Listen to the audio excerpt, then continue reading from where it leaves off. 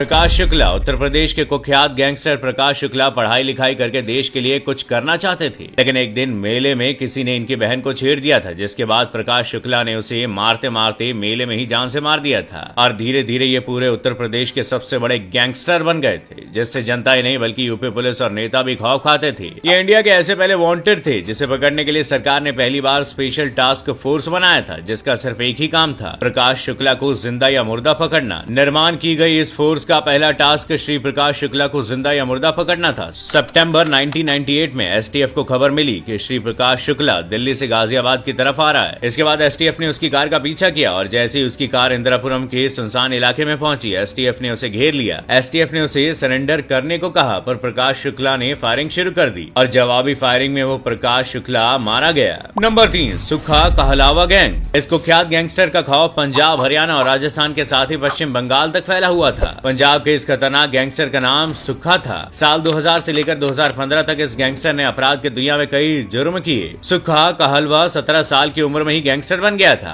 उसे अब तक का सबसे कम उम्र का गैंगस्टर माना जाता है। सुखा के बारे में बताया जाता है कि उसका निशाना अचूक था, इसी वजह से उसकी पहचान एक शार्प शूटर की थी और कहा जाता है कि वो 60 से अधिक आपराधिक मामलों में शामिल रहा है। इसमें हत्या, डकैती, गैंग वॉर समेत कई मामले दर्ज हैं। जनवरी 2015 को फगवाड़ा में विक्की गौंडर गिरोह ने सुखा कहलू को आपसी रंजिश में मार डाला। बता दें कि सुखा के माता पिता अमेरिकी नागरिक थे। नंबर 2, बिल्लू सांडा। ये उत्तर प्रदेश सहारनपुर का रहने वाला है। इस पर कई हत्याओं सहित लूट, डकैती और रंगदारी के दर्जनों आपराधिक मामले दर्ज हैं। इसे साल 2015 में गिरफ्तार करके जेल में बंद कर दिया गया था, लेकिन जनवरी 2017 में कोर्ट में पेशी के दौरान ये सदर हवालात की जाली तोड़कर 3 कैदियों के साथ फरार हो गया था। फरार होने के बाद इसने कई कारोबारियों को रंगदारी के लिए धमकी दी। हालांकि कुछ दिनों बाद ही पुलिस ने इसे फिर से गिरफ्तार कर लिया था। नंबर 1, सुनील राठी। उत्तर प्रदेश और उत्तराखंड के कुख्यात गैंगस्टर सुनील राठी ने साल 1999 में जुर्म की दुनिया में कदम रखा था, जब कुछ बदमाशों ने इसके पिता की हत्या कर दी थी, जिसके बाद ये क्राइम की दुनिया से